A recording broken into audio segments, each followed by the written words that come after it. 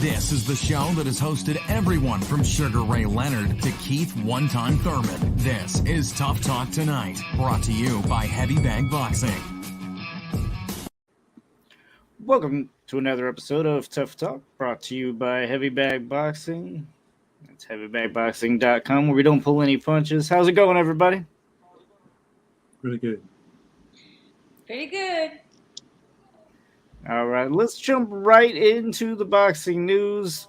I want to talk Demetrius Andrade actually vacating that WBO belt and talking moving up to 168. What's your thoughts on that, guys? I think 168 is already a bad move. He really hasn't even fought anybody yet at 160 or 160. Hell, he hadn't fought somebody at 154. His resume is practically as blank as you can get with having a belt. You know what? We all saw this coming. This has been something that's been talked about for at least a year and a half, probably 2 years, that he was going to have to move up to face competition. We were all very disappointed in the fact that there were so many middleweights that were signed to the zone, right? Like a few years ago, and to realize that none of these guys was really actually going to ever fight each other. So I'm sure that's the reason why he was appealed to sign to Matchroom, is because he thought he would get some of this work. But when that hasn't happened, what else is the guy to do now? I don't like taking up with boxers a lot sometimes, but in this particular case, I feel like, you know, if he just stays at middleweight, he's still stuck with no opponents whatsoever. And at least at 168, the rest of the group of middleweights have moved up, except for Triple G. So where else is he going to go but where the rest of the middleweights ended up, which is at 168? I mean, yeah, but like you said, I don't think he's really going to have any luck getting any of those fights either. I mean, it would have been even easier still at 160, and those aren't getting made. So, I don't know. I mean, it's the same players. That's what's suspicious, right? It's like it's the same boxers that wouldn't fight you at 160 in a lot of cases. So I don't know what else this kid can do to get some of these more noteworthy boxers to fight him. And obviously he's offended the wrong type of people in order for you not to be able to secure some of these fights at this point.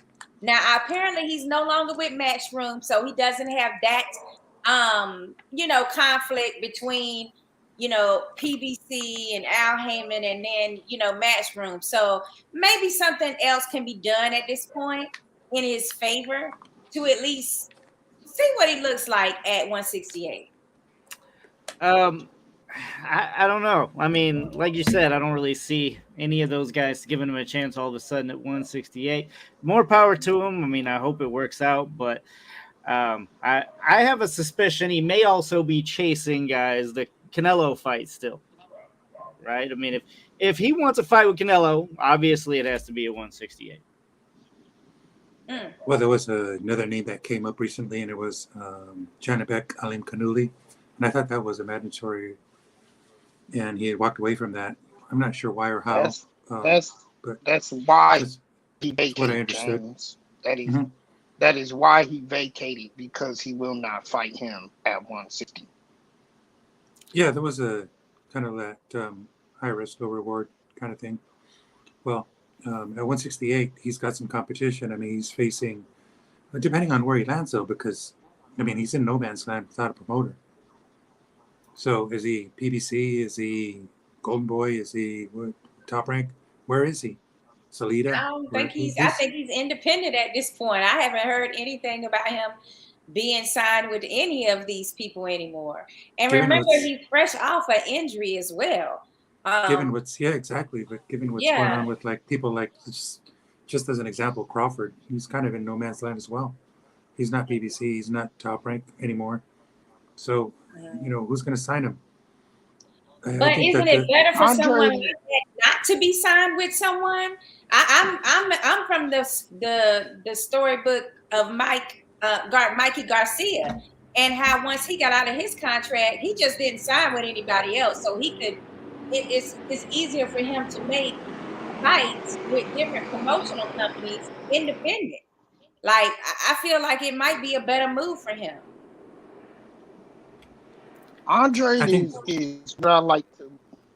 Andre is what I like to label right now as deadbeat boxers. You heard of the deadbeat father where he's not in the picture, he leaves and somehow miraculously wants to come back?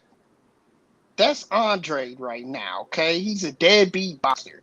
Shakura, you asked what he could do to attract the attention of these big names. Fight. No, I didn't. I That's said what I don't know what he could possibly do.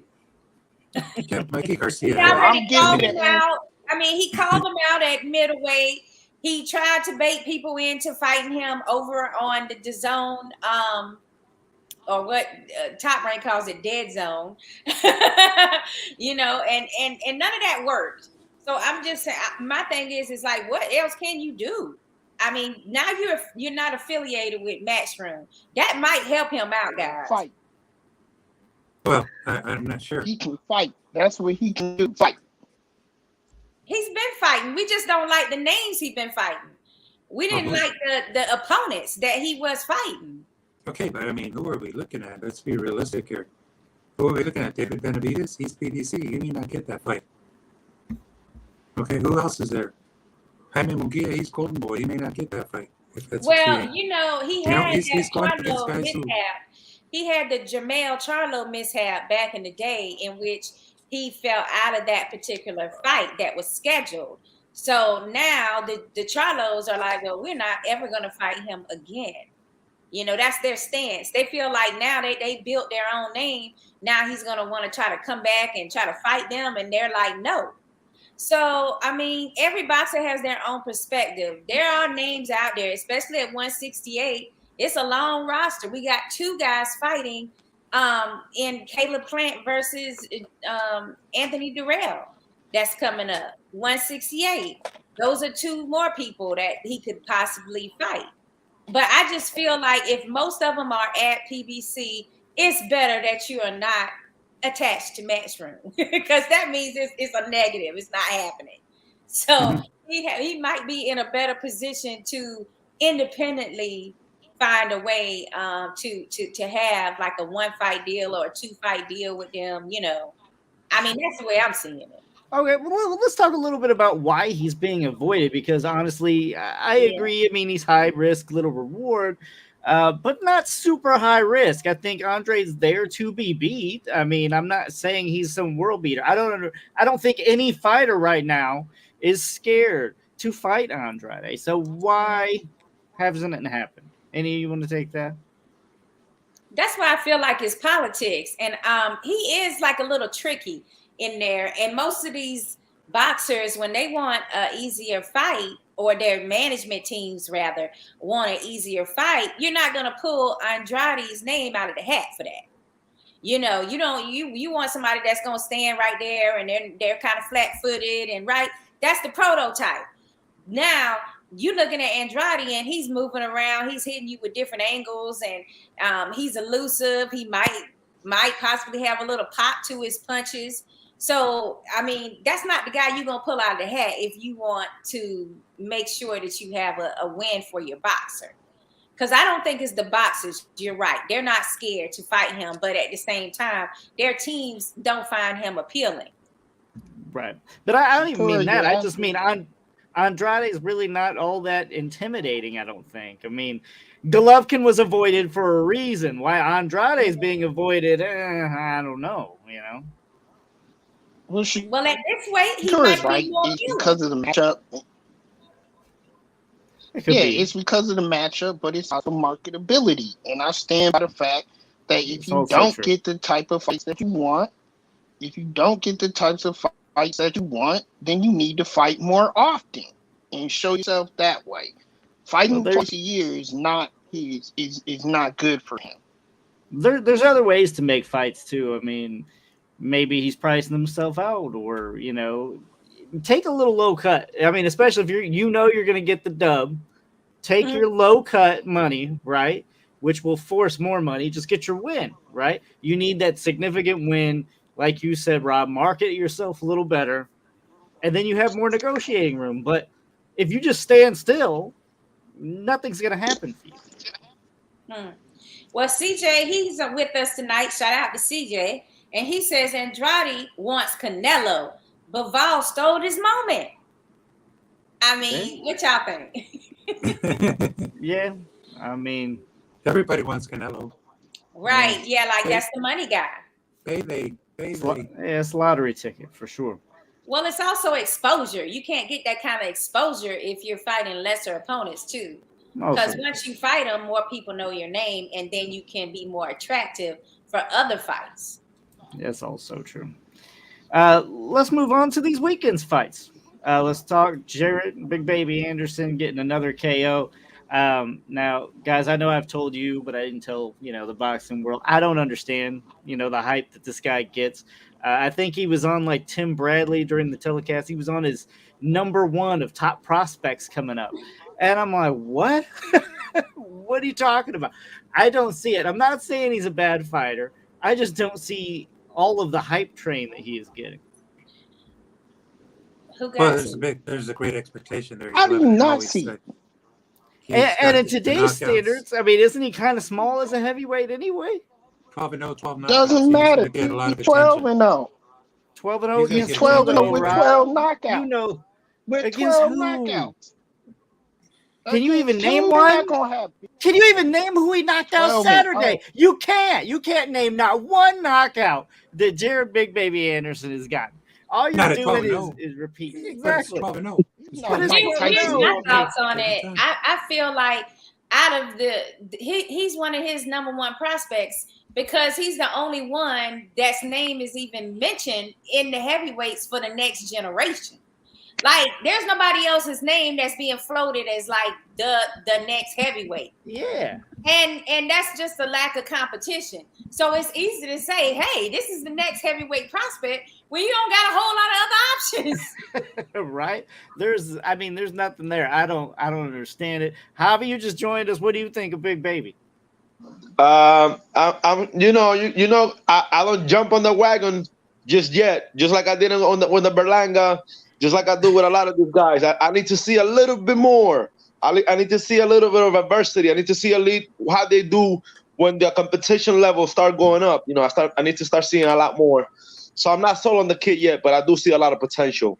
And kind of like Sakura said, like we don't really have much heavyweights, and we trying to like put the focus on whoever looks the part, But I see the potential, and I think like the kid.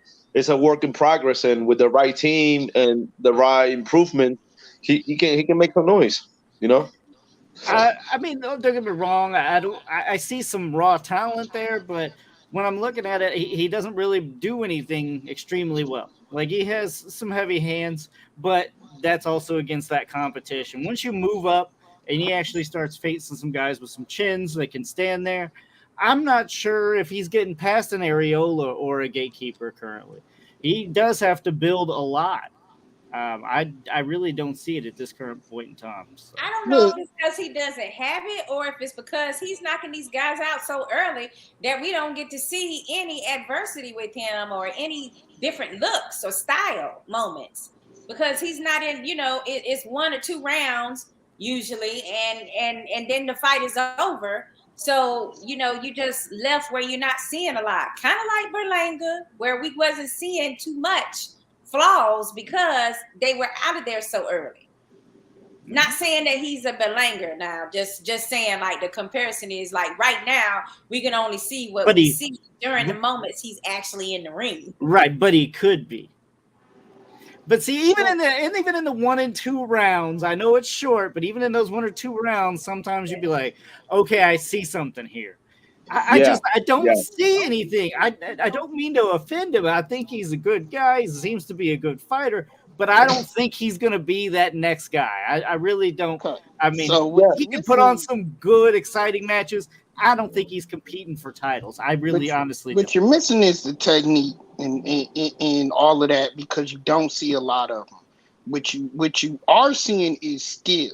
He definitely has skill. He has a lot of talent. He's like Tim Bradley said, he's basically fighting like a middleweight at the heavyweight division.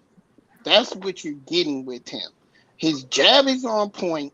His punches are on point. I don't see any heavyweights that are that polished out there right now. And even the big ones, like Wilder, for example, he lacks major fundamentals that Jared Allen possesses. It's a problem for Wilder. Jared Allen is a big problem for Wilder because he doesn't have the mobility and he doesn't have the skills fundamentally to beat a Jared Allen. Tyson Fury is probably the only one that I think can compete. Usyk would give him a hell of a fight, but guess what? This kid packs power, and he packs a big jab. You're already picking Jared Anderson to beat Usyk now? I mean, that's what it sounded like. Wilder. Like, it's like Probably. power. Remember, he's kind of like a smaller heavyweight compared to some of these super heavyweights we got now. And I was waiting for that. I was waiting for that Jared Anderson, Mike Tyson comparison from Rob. I think if Lucas wouldn't interrupt, that would have been next. Okay, for real. Hey, Rob, the only thing I have a question for you is, do you really think that there's going to be a Wilder or maybe a Usyk will still be around when this kid gets that many, when he gets in title contention? But I don't see a Wilder or Fury or any of these guys that's top 3 or 4 right now really being in the picture by the time he gets the amount of fights he needs to be considered like, I know he's on the fast track, but he ain't got a lot of fights right now. Like, he just turned professional, really. They're building him up. They're building him up right now. And you know what? I think C.J. Hooker just said something. Definitely, I agree with him. He ain't beating Usyk, but he said something about like we do that right there. The America needs some hope in the heavyweight division because we lost our way. The heavyweight division, we've seen it with Fury when Wilder was coming up, King Khan. Like, we see that it is back and people are craving that, the big guy sell, the knockouts and all the spectaculars behind it. But every now and then, I think nowadays we demanding a little more. Some people are definitely, quick to support a fighter. Some people kind of want to hold on and wait a bit. But definitely that's one thing that makes American boxing a little more exciting because we had the heavyweights era and we kind of need that.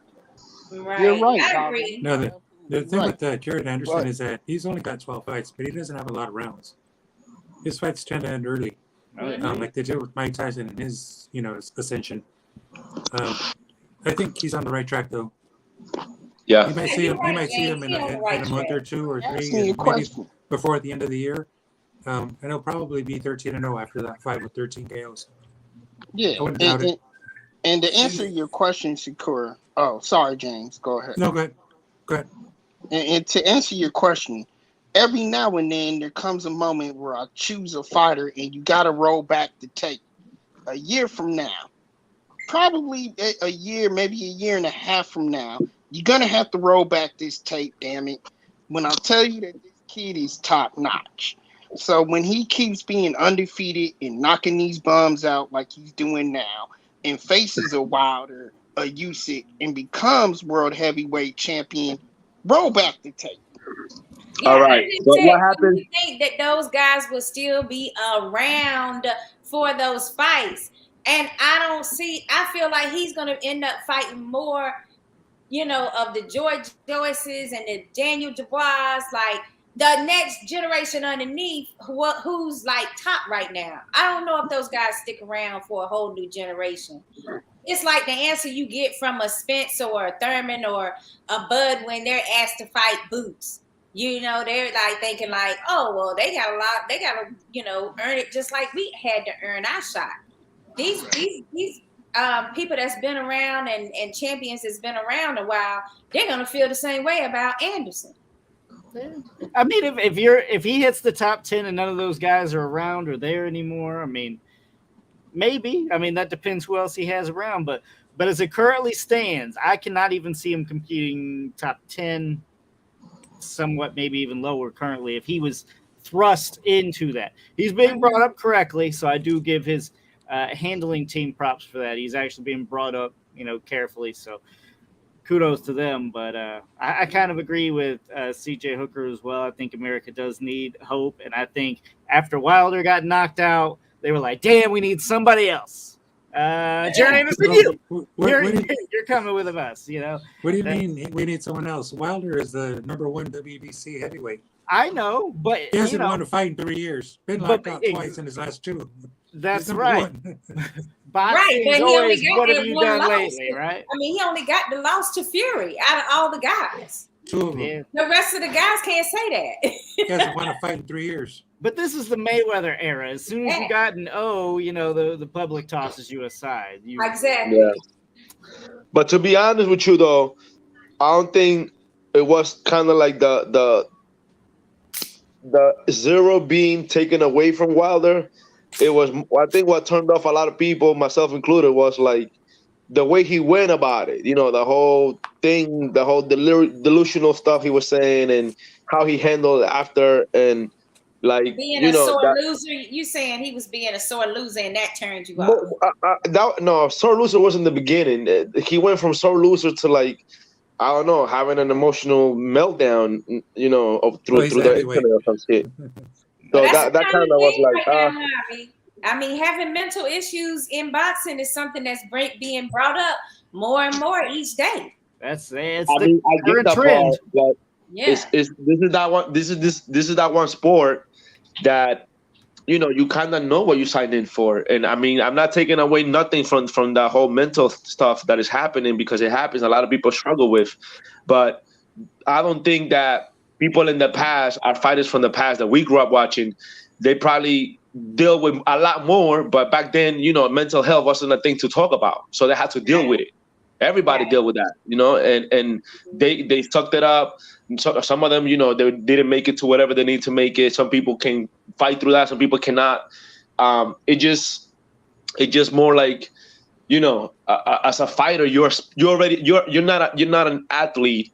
You're not a normal professional out there. When you're a fighter, you're expected to kind of like go out on your shield. You know what I'm saying? Kind of like leave in a stretcher. So people are expecting a lot more from you than any professional athlete out there, because you're a fighter. They consider you as a warrior and expecting you to behave like it, you know, regardless of physical limitations, physical problems, mental issues, and all of this stuff. You're expected at a certain level that not a lot of athletes are expected at. You know, you have to operate at a certain level. Right.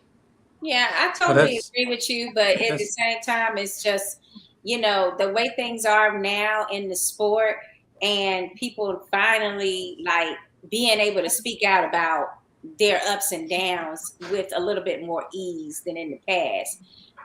Is it a good thing or is it a bad thing? I'm not sure. But with Wilder's case, yeah, I'm sure when everybody's telling you you're a god and you're running through opponents like and knocking out everybody, I'm sure it is like, what the fuck just happened? You mean to tell me I lost twice? You know, I'm sure that was a shock to his own psyche. So for sure. He's back and he's like saying he wants to fight these different guys now. I have a lot of respect for that. You know, because a lot of guys would have just rolled off in the sunset with the money that he's already made and been like, you know, F-boxing. I thought he was. Yeah, I thought he was too. That's what I thought he was going to do. But props to Wilder for coming back. I'm looking forward to it. Let this kind of naturally go over to another category here. Let's talk Ruiz-Ortiz for this weekend. I'm excited for it, even though, you know, it doesn't really have a lot of implications in this fight. I honestly just think it's going to be an exciting heavyweight fight.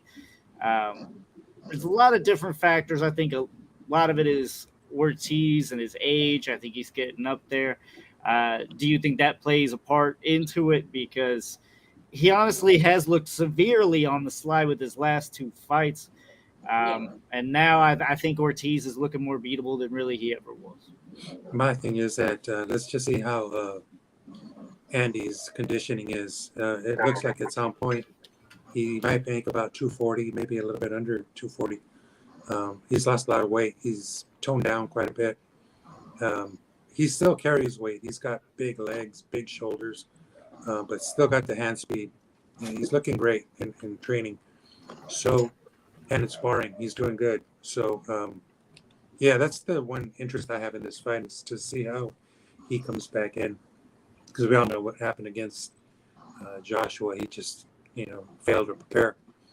I Quit on think he's himself. past that. I think he's past that, and we all know that. And then with Ortiz, well, he's at that point in his career too. He's been around, so it is an interesting fight. It's a must-win for both. That's clear. Ruiz trying to get any kind of hope at a championship back, and Ortiz is getting just a hope for a championship. So, Yeah, it's a must for Andy. See, that's when you get those big and those nice fights is when it's all on the line for both boxers. They both stand to lose the same. And you go back to a gatekeeper type status if you don't win. So I feel like both of them have training camps. Like Ortiz went to Vegas to get more workout that way. I mean, these people, they're taking it serious. They meant like, total professional training right here from both of them. So I just feel like if Ruiz survives the beginning rounds with King Kong and his power, which Ruiz can take a punch too. In the past we've seen that. So if he's able to get through those beginning rounds, for me, it's going to be all based on King Kong and his stamina. Is his stamina really going to be improved from his fight with Martin? I don't know if he didn't take Martin that seriously and thought it was going to be easier to beat him, and didn't do a lot of conditioning in that training camp. But it totally showed to me in that fight that there was a lack of stamina. Then again, it could just be age, creeping in to where you just don't have that kind of stamina again. It's hard to tell, especially with these Cuban boxers, right? So that's still a question in everybody's mind. Is like, is Ortiz really the age he says he is? And it's a situation where that stamina is a huge factor in this fight for me. But as far as age goes, we see that with Cuban fighters. People say that about or inquire about Rigondeaux's age. Yeah. And about several other Cuban, like Frank Sanchez, they say the same thing. Mm-hmm. I think they just have an age older a little look. bit more. Yeah, exactly. Sanchez looked like he looked like he came out as a baby, looking like somebody's granddaddy. I mean, look like Benjamin Buttons. Yeah, like it's like, what? This is a grown man face here, And Ortiz too, he has that more mature look, but I did notice he was looking somewhat younger looking or fresher looking in that last fight, even though the stamina didn't back it up. So let's think about it. His stamina was bad with Martin, and he still got his man out of there. Look, Ortiz came out with a 5 o'clock shadow. No, I honestly think if you just base on the recent performances, I think Ruiz is going to run away with this one.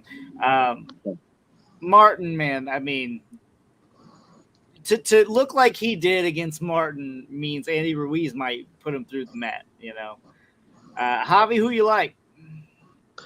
I mean, I particularly like King Kong because, I actually met the guy personally, but I have to be realistic, I have to go with Ruiz. I think yes, definitely age is going to be a factor, and Ruiz is going to make sure that shows. I think that's part of the game plan. Make sure that he aged in there. If age is not a factor, you make him feel like he's an older man in there, So I think he's going to get the decision at the end. Yeah, I agree with them. You said Ruiz. CJ Hooker says Ruiz should win. If he wins and Wilder wins in his return, should set up a Wilder versus Ruiz fight. It's a good fight. Yeah. Hello to everyone saying hello. Rob. Even if he loses, even if Ruiz was to lose, it still is a situation where that Wilder versus Ruiz is still kind of intriguing. Because we've already seen King Kong against him twice. So, that wouldn't be an option. So Ruiz still might get another fight. He wants that fight. He wants that fight. Mm-hmm. He really does. Yeah.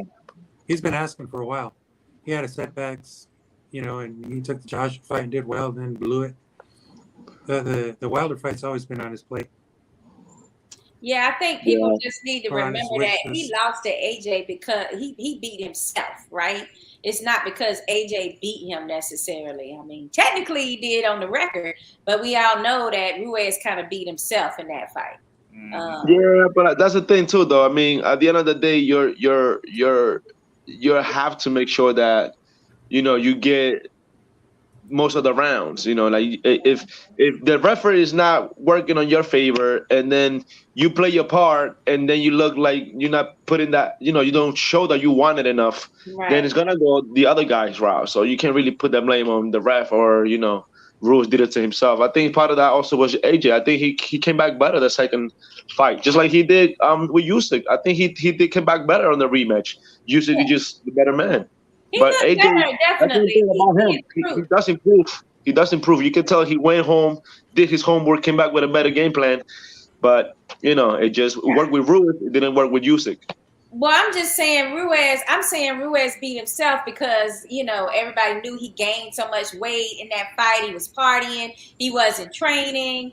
Because the infit, I still believe that a fit Ruiz would have got rid of AJ again.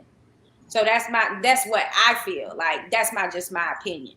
But that's what I meant when I said he kind of beat himself because he didn't prepare properly for that fight. Yeah. But AJ does look better after each fight that he loses. He does improve Definitely. in some way.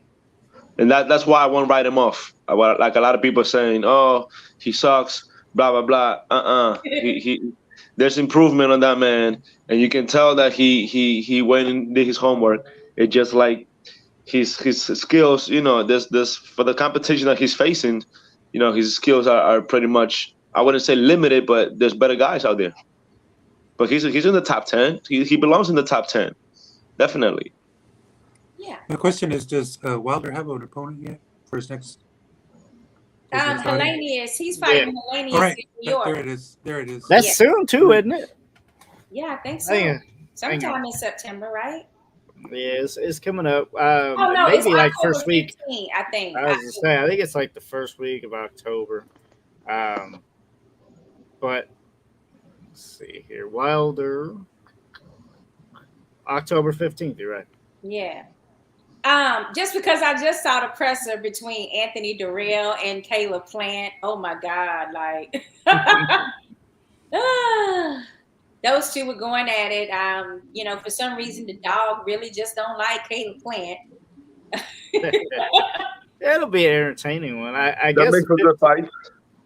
Yeah, I think this is gonna be a really good fight. I think it's gonna be better. I think it might be more exciting than what a Caleb Plant was against Canelo. It might be more exciting. Yeah, definitely. All right, guys. I'm picking Ruiz by stoppage. Actually, I mean late rounds, 8, 9, 10, somewhere around there. But I want to go around. We need to give our predictions, so we'll just go in order here. James, Ruiz by stoppage a little bit earlier. A little bit earlier, mid I'm fight. I'm thinking 4 or 5. Oh, okay. I didn't. That's a little soon, but I can see it happening. Sakura. Yeah, I'm not as sure on this one because I like the power punching of King Kong, and so it's still just a matter of like, can he set up a trap? Can he have Ruiz open up and get caught? And I don't really know how Ruiz's chin is these days. I mean, he hasn't had many power punch. He hasn't been in there with really the boxers that's known for power. So that's what's got me a little timid to go with Ruiz. I'm gonna have to. I'm still on the fence. Still gonna mull that over. Yeah. The deciding factor for me, because I think they're pretty comparable skill wise. I do. I mean, Ruiz has an amateur pedigree as well as obviously the Cuban style that Ruiz-Ortiz brings. I think it's mainly Ortiz's age and his lack of stamina now, and his ability to take a punch. I mean, if Martin can hurt you, Ruiz definitely going to hurt him. That's that Haitian blood, man. What you talking about? He's. I think Wilder broke him open. He broke that cap off, and now unfortunately, I don't think Ortiz reacts well to punches anymore. Robbie, your last one. Javi already kind of said who he thought was going to win. I think Ruiz by stoppage or knockout. I think Ruiz should be able to handle him. I think Ortiz's issue is the age. I just think he got too old in the ring out there now. Stylistically, in his heyday, he probably would be able to beat Ruiz because he has a Cuban style. He's able to outlast opponents until he's able to knock them out. But it ain't the same. It ain't the same Ortiz. Let's just face it. It's a diminished Ortiz. Ruiz will be able to exploit that and get the knockout and go on to bigger things. Yeah. I mean, as Stefan said, King Kong don't got nothing on Ruiz. I think he's gonna give him a good fight. You know, I know Ruiz is gonna win, and I kind of pick him late stoppage as well. But I think for as long as it lasts, King Kong is definitely gonna test Ruiz, and not only the chin and the power, but the skills. You know, Ruiz is gonna have to come with more than just power. I agree. He is. Well, the thing with Ruiz is that he's got a new trainer, and I forget his name. I should know, but hopefully, all that plays out pretty well.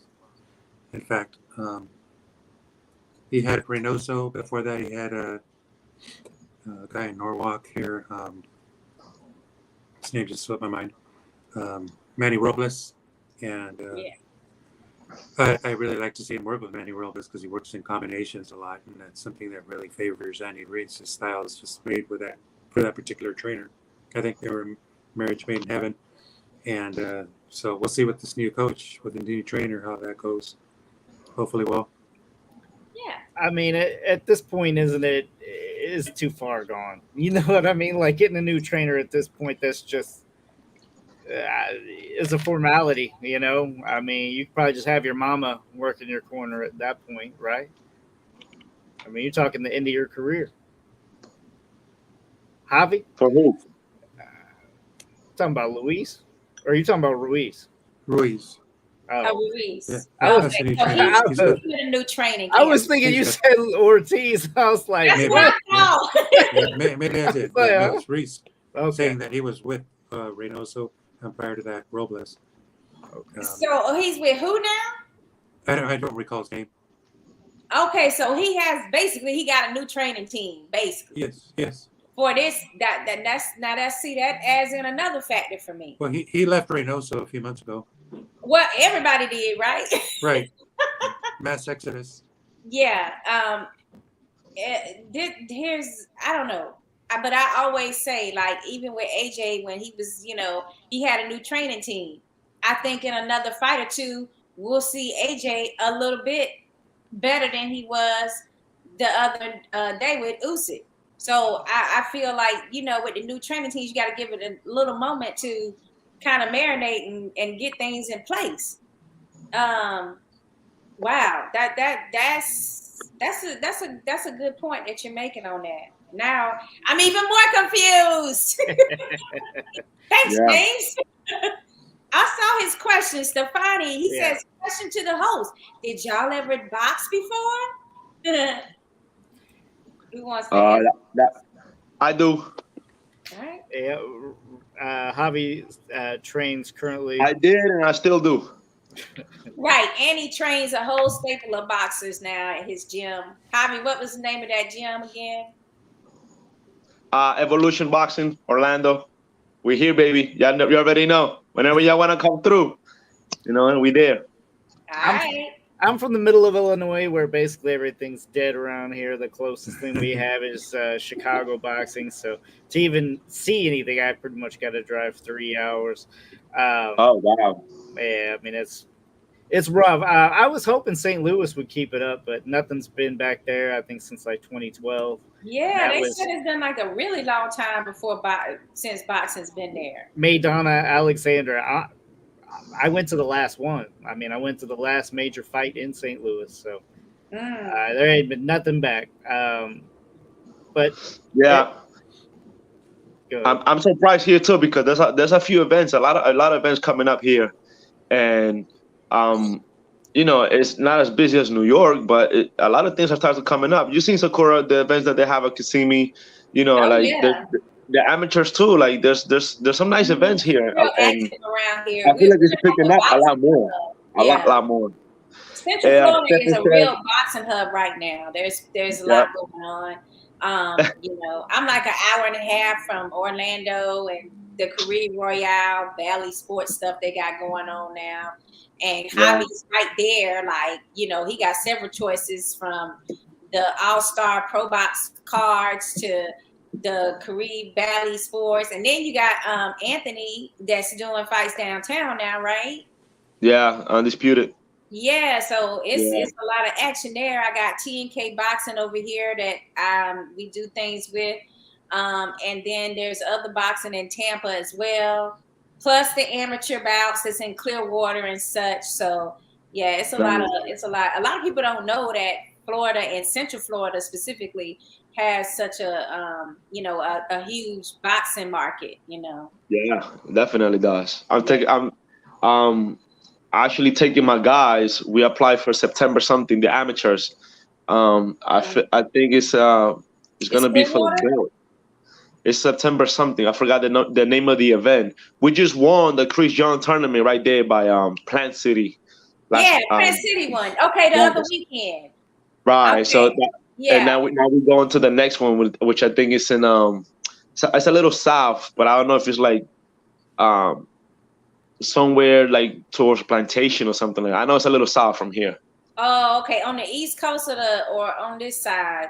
Tampa. I believe it's on the East Coast. Okay. Yeah. I didn't hear about that one, but good luck on that. And I'm really proud of the work that you're doing. Thank you.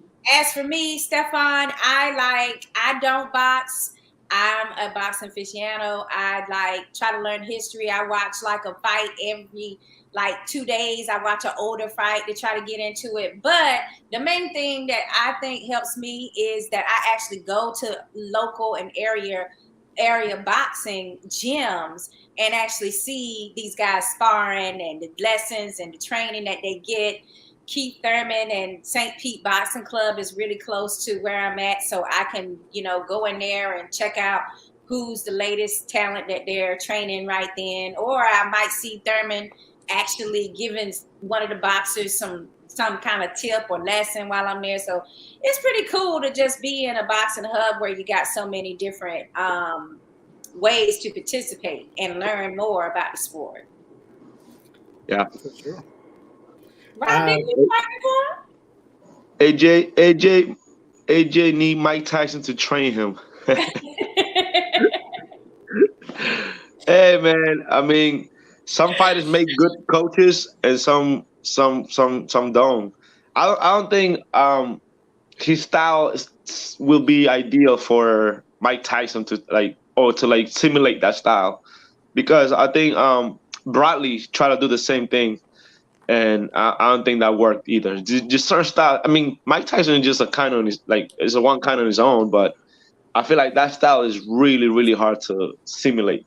I feel like that with Roy Jones too. Roy Jones, he tries to train different people, but it's like the skill and the talent level that he had. It's like you can't mimic that.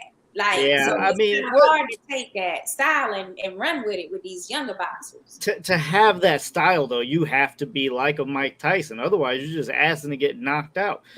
I mean, you got to be a dog in there. Otherwise, that Mike Tyson, now you're going to get killed. But AJ had his pick of American boxers to choose from, and he went with the guy that's not known for heavyweight talent, for training heavyweights. I thought that was kind of weird to me. I know he said he meshed with them well, and they are really easygoing and loving, people there, the Garcias. But it's like, dude, you should have been with, you know, a Buddy McGirt or you know, Sugar that's in Detroit. Even the Harrisons would have been good in Detroit. Those two brothers got a great, amazing camp. They're like currently working with Alicia Baumgartner on her unification bout with Michaela Mayers. There's like other great boxing teams that he could have, you know, actually went with that are known more of dealing with heavyweights. Yeah, I thought it was a little bit of a weird match, but whatever, you know. Mr. Pryor says y'all should come together and promote a pro/am show. There's been talks of that. I swear, I really like the words Lucas's heavy dream. bag boxing promotion. That sounds a lot better for me. I like that a lot. But we got a little off topic there. Let's head back.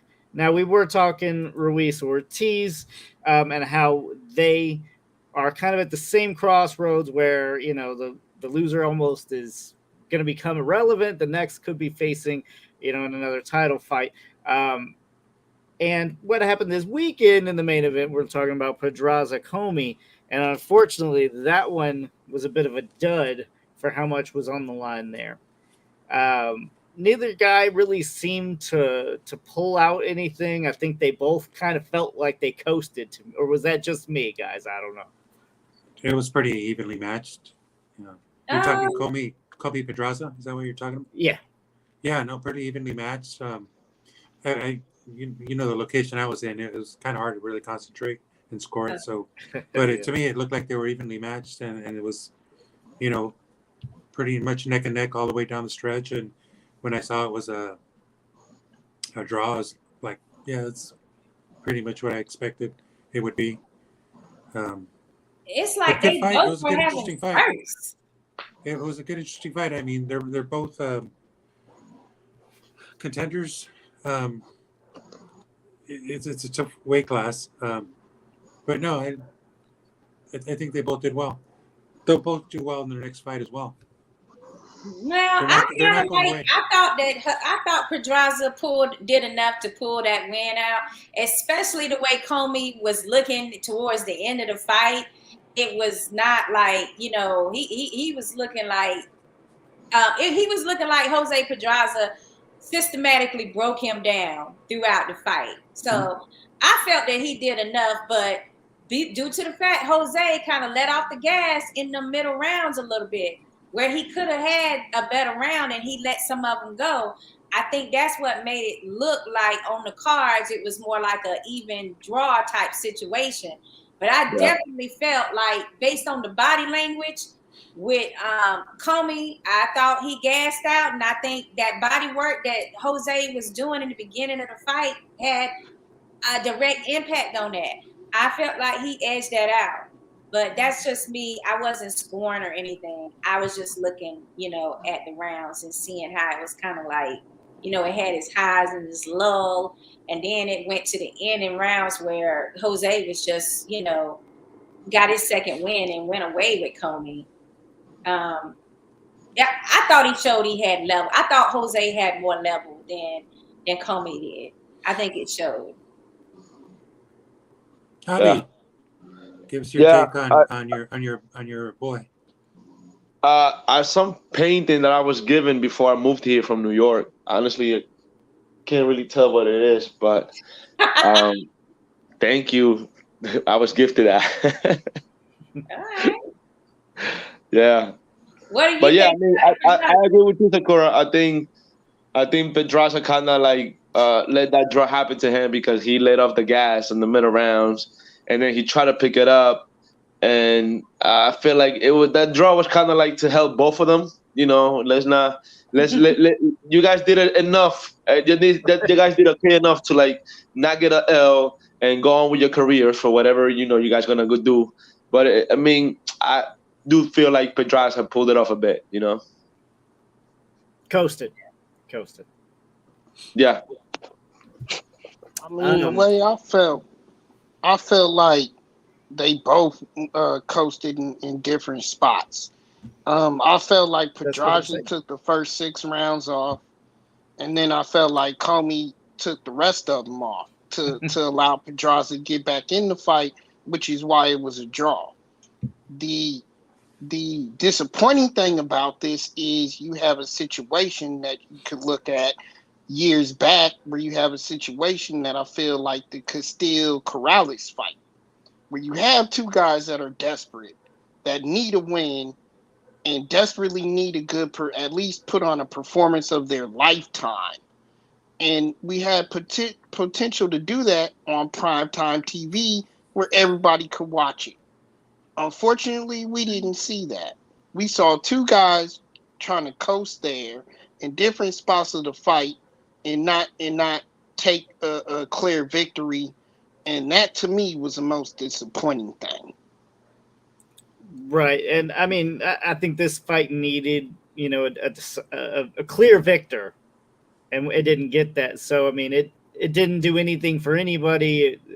Not that draws ever do, usually, but this definitely didn't do anything for anybody. It's almost essentially 2 losses rather than 2 wins. Well, who wants to see a rematch? Nobody wants to see a rematch either. Right. So that's kind of like shows you the level of entertainment of that fight. But at the same time, I think that Pedraza was a lot more slicker in there, and I don't think that Commey just went off the gas because he wanted to let Jose catch up. I think that, like I said, that body work had an effect on Commey, and he's not known for his stamina anyway. You know, that's just something that some African boxers, they don't have that stamina piece as much as other ethnicities do, I believe. But I mean, I feel like I said, I think that Jose showed that he's a class level above what a Commey is. For sure. Yeah. Pryor coming in again. Aaron the Hawk Pryor is my father. Do y'all remember him? Of course, we remember Aaron Pryor. We sure remember. I grade that fight at D-. Yes, of course, we remember Aaron Pryor. I'm one of guys' fights up here in Chicago. I remember seeing Aaron Pryor Jr. Take on Mike Jimenez. And Rob, were you there that one with me? I'm not sure. No? But, yeah, that was a great fight. But, yeah, no, of course we remember Aaron Pryor. Welcome. I wasn't ignoring you, just trying to, get through some of these topics. Keeping us all on track sometimes can be, a little hectic, but. Well, he's grading the Pedraza at D-. I thought it was a little bit better than that. I gave it like a C+. It was pretty good, and it was all right. Potatoes. I was falling asleep. I mean, my thing is the knockout. They was pinning this like Commey was the knockout artist. He came with all the power. I don't know. I think he hurt Pedraza in one of the earlier rounds, but not severe enough that he wasn't able to, get his falconies and get his footing back. And I never saw that knockout power be in play because of the movement of Pedraza. So that's how that worked out, That's why it wasn't as exciting as we thought it was. We thought Commey was going to be able to catch Jose, but it didn't happen. No, I was just thinking about this. He had a cut over his eye. Comey did. Yeah, I think that had a little bit to do with it. But I think he won the late round. So, good work on his corner. Good for them. They did a good job. And it was dropping right in his eye. Like you could see on, from our view on the television, like, we could see that cut was like right there in the eye. Like, so I'm sure there were spots where he couldn't see out of that eye. Yeah, no, but they stopped the bleeding pretty well. I think when he came out I don't recall this. I think when he came out for the 8th, he looked good, clean. Or was it 9th? I forget. But overall, I was pretty impressed. Oh man. Okay. I was wanting to switch topics to one more thing before we went to Rob, and I completely lost the guy's name, and I'm hoping y'all can help me. The undercard where the dude got ridiculously knocked out face down. So Richard Oh, Torres. that was Richard Torres Jr. Torres, yes, Torres. Wow. Okay, so what a knockout. We need to discuss that too because, as Rob pointed out, I don't want to steal your thunder right now, Rob, but we have an off topic. We do like a WhatsApp group, so we're all constantly talking boxing. And when it happened, Rob was immediately like, "No, he was hit while he was down." Right, Rob? I think he was. He was completely down. Both knees were on the ground when he was in the corner, and Torres kept fighting it and hit him while he actually was down. And there was no stoppage. There was nothing from there. And I'm not saying that doesn't have anything to do or any indication of the fight. What happened. The outcome is going to be the outcome, but that does play a part in injury, okay, and especially head trauma. So that's why I pointed it out. That's very important to me to keep the fighter safe. That could have led to some of that issues he had. I just want to say something like when you guys are describing it, like let's just say that it wasn't intentional. The guy Richard wasn't like going to, trying, like it wasn't something intentional. I just want to. I agree. No, yeah, we don't want to be pushing that. Yeah. Yeah, No. like it wasn't an intentional punch. After it's just like when you start being in your combination. And they fall, like you just have this instinct to complete what you were starting, No, yeah, for sure. Which is also put on the referee, though. Where was the referee? Step in there. It's difficult because Torres throws combinations and he's pretty quick-handed. Mm-hmm. He just didn't step in on time, and that last punch landed. I saw a punch land at the back of the head. Yeah, it was, and I was really appalled by the matchmaking there. He's got a record of 4-2. This kid named Marco Antonio Canedo, he's the one that got knocked out. Richard Torres is 3-0 now, so he's coming up. But so the records are relatively similar: three victories versus 4 victories. The idea is that Richard Torres is a lot stronger, a lot faster, a lot. And he's an Olympian, he's got a nice pedigree. It makes a huge difference when they're used to being in there. This is but just you have a horrible good matchmaking, point. and this is horrible matchmaking. This is not matchmaking. In fact, that's not what this is. This is just taking full advantage of anyone who's willing to come up to jump in the ring with this guy. Richard Torres needs some good competition. Maybe guys that are 7, 8, 9 fights in professionally to be able to compete with him. Richard Torres is a monster. This is appalling. You make a good point, though, James, that is his style. So I think going forward, when you do referee his types of fights, you need to get closer into action, especially when they're in the corner. Because I can definitely see this or other issues, like getting hit behind the head in his fights, because of the way that he fights. Mm-hmm. Well, I have to say a few things about this matchmaking situation, guys. We're looking as boxing fans, but being able to be a part of some of the behind the scenes on this type of thing, it's hard to find these opponents. People think it's easy to find these types of opponents to step up with, and it's hard to match up certain guys. Even people that have a better record are not going to want to face and take a L to somebody that was at that time 2-0, like a Richard Torres Jr. So it presents some challenges as far as matchmaking is concerned, but they still got to stay busy, right? These boxers, they want to stay busy and they want to, get their records built up to a certain level. So it leaves the promoter in a situation where, they got similar records, but the amateur background really isn't there.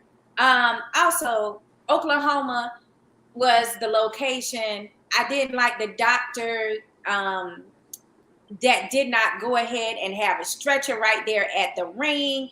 He didn't send this guy straight to the emergency room for, to scan and make sure that he was physically okay. He said, wait 30 minutes and I'll assess you again. No, that's not the way you do when you have a knockout, especially a face forward knockout that severe. And he was already out, guys. Before he hit the ground, he was out. He took like 2 more punches.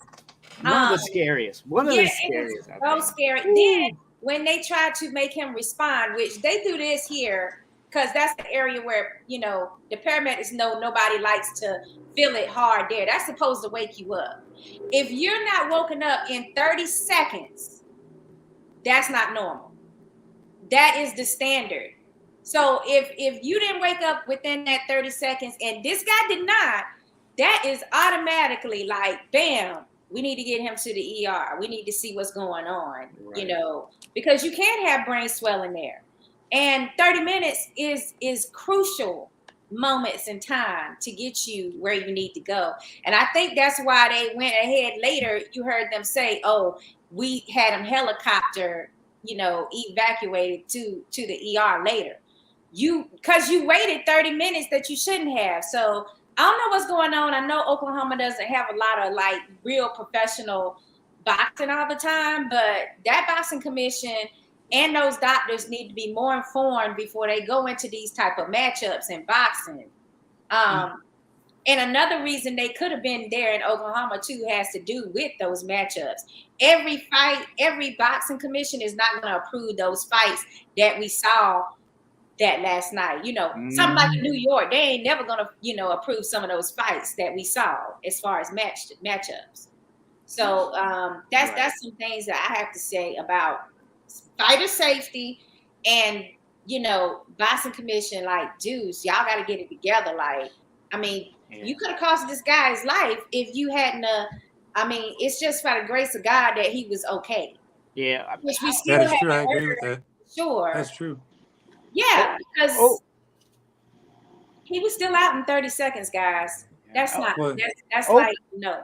Oklahoma, I'm sure, does not host a lot of boxing events, and you know, they definitely dropped the ball. So right now, I think they're basically just hopefully putting together a card. So it was a rare occasion for them, I'm sure, in the athletic commission for Oklahoma. But I got to say, this is one of the scariest knockouts I've ever seen. And for him not to leave on a stretcher was just insane to me. Like, okay, so obviously I watch a lot of boxing. My wife does too, just because she has to be there while I'm watching.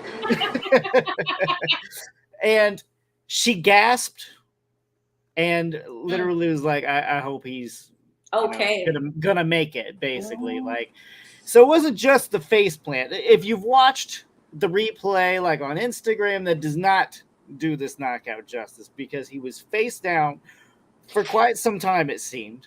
They roll him over, his eyes are vacant and open, and then a tear comes out of his eye. Like, it was one of the most terrifying knockouts I've ever seen, and not in a good way. The fact that he was allowed to just walk out of the ring was just insane to me. He shouldn't even have been allowed to get up. He barely walk out. Stool. Remember, they had to help him get on the stool. This is like crucial time, like where it's like, okay, alert, we got to get him to a medical facility ASAP, and that didn't happen. No, and overall, I mean, the matchmaking there for a Jagba, for Anderson, for Torres, that was all just a bunch. It was just a pile of shit. Tiger Johnson was on the card as well. I didn't see that. It was a card where they had the ESPN Plus part was like all Olympian type quality box. They had Kelvin Davis, Keyshawn Davis' brother. Yeah, like it was a lot of them getting those, you know, I call them like, that's when you get building your record type fights. Sure. You know, they getting a W, but you still got to be safe. And also, I just want to say, this is nothing for like, you know, Torres Jr., he did what he was supposed to do. Right. We now know he got that type of speed and power. And he's a smaller boxer in the heavyweight division, but he's still going to be something to reckon with when he gets to a certain level. He's only going to get better. Monday, he was at the training camp in Colorado, guys, back at work, helping, training with some of the Team USA people. So he was right back at it. So I don't take that episode and be against Torres for it. I'm just saying, like, instead, we got to look at like what caused, like once he did his job, what caused them to drop the ball, when it came to getting his opponent the medical treatment he needed. Sure, I do want to echo that. I think he didn't intentionally do anything, and I think he was genuinely worried himself. So, well, I take my hat off to Richard Torres for taking a knee in his corner until things look better for his opponent. Right. I thought that was a good thing to do. For sure, he didn't over celebrate or anything. So my hats off to him. Rob, go ahead, rapid fire, buddy. We can't hear you. Sorry. All right, so guys, tonight for rapid fire topic, I have just a couple. But guys, I want to talk about the current state of boxing, and in terms of this year, what we were just talking about, the matchups or lack of matchups that we have been having. So in front of me, I got the current schedule for all of the year, and let me just read off the highlights that we have until the rest of the year. September, you start with a matchup actually on Friday where you have Juan Estrada in action. Disappointing there is that he's not fighting Chocolatito. Of course, certain circumstances happen in that one, but that is disappointing. Then you have, and might I add, this is a Fox pay-per-view event on the 4th, September the 4th. What we talked about, you have Andy Ruiz Jr. versus Ruiz-Ortiz on Fox pay-per-view. Moving forward, then, we're going to go to September 17th. Then you got, quote-unquote, supposedly the big one, Canelo versus Triple G on the 17th. And I'm looking at the undercard, and let me just say, it's a farce. Next, then you go to ESPN, where you have Shakur Stevenson in a bout against Robinson, and I'm going to put... Couldn't say so. Which is an unknown fighter. September no, he's known. Yeah, no, unknown fighter. No, he's September 20. Let me see. Come on, man. Go ahead. Come on now, you have September 24th, where you have Joe Joyce versus Joseph Parker. You have Amanda Serrano on a title fight on that undercard. October, you have Fondora versus Ocampo. October 8th, you have Chris Eubank Jr. versus Conor Benn. On the 15th, Deontay Wilder versus Helenius. And then you do have Caleb Plant and Darrell on that undercard. Yeah. Then in November 5th, you have Bivol versus Zurdo Ramirez. And then we ended off in January with Jermell Charlo versus Tim Tszyu. Guys, there is not really a big matchup on the schedule, in my opinion, really worth what boxing fans are worthy of. Let's start there. Why is that? Personally, I think you're wanting a tank fight in there. I think that, he's missing. I think you're wanting a tank fight scheduled. But also, I kind of agree with you. I mean, there's nothing it's extremely exciting currently. You got your good fights, but nothing great. I feel like this whole the one fight that everybody wants to see that's not on there, of course, is the Bud versus Spence fight, guys. Right. And I think that's also kind of curtailing where the other fights can be placed. Because, they're saving it. First, they were saving the date in October. Then they went to November. Now, some people are saying December. So it's kind of putting other promoters like, well, I don't want to book something. I don't want to schedule something big. And then they have this fight in place. And then I think it's also making PBC and Al Heyman and them looking at the schedule. And they're like, well, we don't want to put on another fight. And then this fight is made and we need that date. So I think it's kind of like messing around with the entire end of the year schedule. Because, who wouldn't want to see a Gervonta Tank Davis come back against a Ryan Garcia or one of these other boxers that he's saying that he really wants to fight at lightweight? At lightweight, 135. Sure. So I'm I think that's part of the reason why there's like this love for you. And I'm saying for you, because when you said some of the fights, I was kind of like excited about a few. But if we're talking about mega fights, yeah, that's definitely missing. Well, no, I think the fight that we're all expecting to want to see is Canelo Golovkin. I think that's a good matchup. I think there's a lot of unknowns there, but overall, it's a good matchup. Then I don't know if you mentioned Alicia Baumgardner. Skipped all of the females. I was saving that on purpose. I skipped over it on purpose. Okay, why I skipped over it on purpose? You didn't get that by me. Why I skipped over it on purpose is because, guys, that honestly, in all honesty, is the biggest fight event that I'm looking forward to on this whole schedule. You mean you're not looking for Canelo Golovkin, 17 September? No. I've seen enough of Canelo Golovkin. No, I can't wait. I like the Zorro Bivol fight. I think that's going to be a really exciting fight, to be honest. I do killer too, fight, killer. And I think, and I think though that we're going to be a little misled by that, because if you go to the past action that we've seen this year, Canelo Bivol wasn't entertaining. We really haven't been entertained. We really haven't been entertained that much with boxing this year yet. Well, I don't think he's going to be able to fight. I don't think Bivol was going to be able to fight Zorro the way that he fought Canelo. Right? It's a different strategy altogether because you're dealing with a bigger guy who is going to impose themselves on you and be more aggressive. He also has a nice jab too.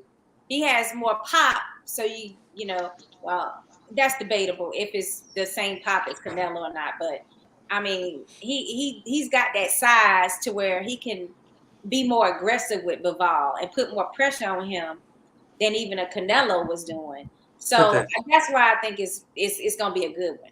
So the other thing is that Bivol put out the blueprint to fight Canelo, and true. Remember Zurdo is a big dude. He's a little bit taller than me. He's like 6'3", 6'3.5". He's big. He's a lot bigger than Canelo. He's a lot longer than Canelo, and he fights better longer. Canelo's an inside fighter. Can fight on the outside as well. He does everything well. Yeah. But Zurdo is going to give Bivol fits, and he's going to whoop him. And I want to avoid going into actual discussion of that magnitude because we have a ways to go. Again, that fight is in November. But I agree, you have your Triple G Canelo, your Bivol Zurdo, which are quote unquote big fights in there, but they're few and far between. And even the action that we've seen from Canelo, the action that we've seen from Bivol, it hasn't been entertaining this year when they did fight each other. That being said, though, that's why I'm circling out this fight card on September the 10th, guys. You talk about bringing it on the line because the best fight this year so far, by far, has been Katie Taylor and Serrano. That has been the biggest goosebump-making fight, and it is a history-making fight. But this card on the 10th, guys, we have Clarissa Shields versus Savannah Marshall for all the belts. Right. But then that's the main event. But the showstopper, Michaela Mayer versus Alicia Baumgardner. That is two of the biggest fights in women's sports right now. I love it. I love it. And I think, like we said, the Katie Taylor Serrano fight, I think that did open the door. We thought it would, but I think this just confirms it. I think the sport of women's boxing has finally hit that blooming stages, and I really think that we're going to start getting to see some great matchups, really starting to see some competition where there was a lot of one-sided fights before, and you could tell there was some talent there, but it was too spread out. So it was really just, really talented fighter beating up on untalented fighters.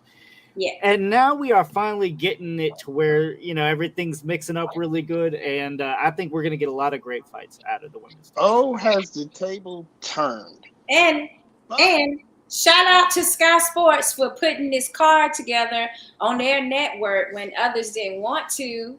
And shout out to ESPN.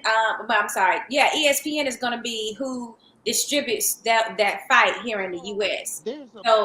We get to see that. He always has a but.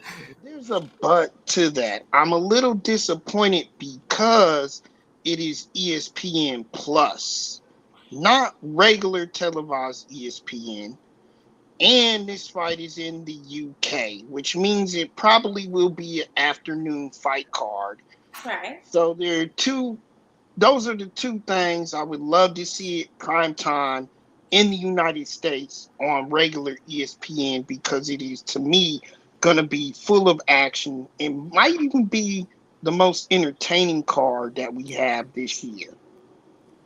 Well, I personally am glad that it's in the UK. There are those boxing fans in the UK, they mean business. And if you get them on board with your career, that's for life. They stand with you, they sticking with you. And I think it's a great opportunity for all the women on the cards to be able to gain that type of fan base.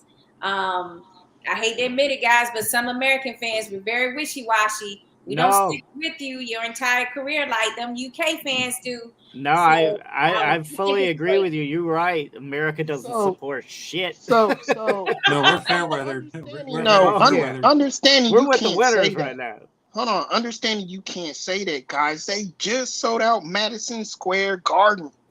They just sold it out for an amazing historic female fight. Right, but what I'm saying is, if one of them win or one of those lose, the American fans are gonna lose interest.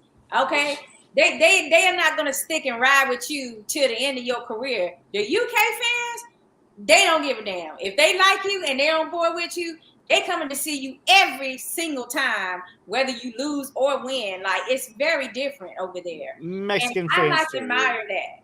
Yeah. For sure. Well, they turned everybody into a fan with Katie Taylor and Serrano of both women. Win or lose in that fight, everybody went home a winner. That's true. That being said, though, Lucas, I have to say, because you hate these type of fights, but it looks like here on the 4th, even to add insult to injury on the schedule, they had on the 4th fight card, Abner Mares is fighting.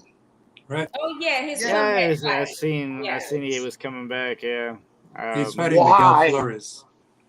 That is a horrible, but that's typical PBC fashion. Let's start with these names that we signed. About it. I mean, he's been out of the ring for X amount of years now. I mean, he got to come back with somebody if he wants to continue his career. I don't understand what's so bad about it. He's basically staying on the undercard. In interviews, he said that he just had that itch, and he, took it up with his wife and his family, and said that he wanted to give it another shot to see how things go. My question is, if you happen to win, then what? Do you keep going? Do you, walk away? He's a commentator now. Hell no, you ain't gonna walk away if you win. You're gonna be like getting that itch even more. He doesn't do it for the money. He's doing well. He's got a really good gig with his Showtime promotion there, and he does well with the microphone. He's also an entrepreneur. He's got a restaurant and some other real estate businesses going. He's doing fine. He's doing fine for himself. He just wants to fight. He missed that limelight. That's what it is. He just that bell, that little alarm went off in him and said, let's give it one more shot. and I think that's what it is. People always want to do that. I mean, we just saw Donaire do that. He came back and he had a renewed look about him, and he was able to be a world champion again. So sometimes that itch be for a reason. It's because you can be competitive. I don't know if that's like that for Mares, but I give him kudos for wanting to at least try. Yeah, but the when card he doesn't itself, have to. the card itself, this is the Andy Ruiz-Ortiz fight. So the undercard's pretty good. You got Pitbull Cruz, Isaac Cruz on that. He's fighting a guy named Eduardo Ramirez, Jose Valenzuela at 135, fighting Jezreel Corrales, Joey Spencer from Michigan. I guess he fights at 154. Yeah. Reese Salim, I think he fights. He's a super bantam, so 122. He's fighting Mike Plania, who beat Joshua Greer about a year and a half ago. And who else? Abner Maris, you mentioned, and then don't forget Charles Martin. He's on his card. Got to watch that. Yeah, you try to be funny, but we'll see. I mean, he was doing pretty good against King Kong, remember? Till he got caught, right, until he wasn't. Well, he's fighting a guy named Devin Vargas, and he's 22-7. He's got a few KOs in there, and his last fight was against Zhilei Zhang. So that's the Chinese guy who fought on the undercard for Joshua Usyk.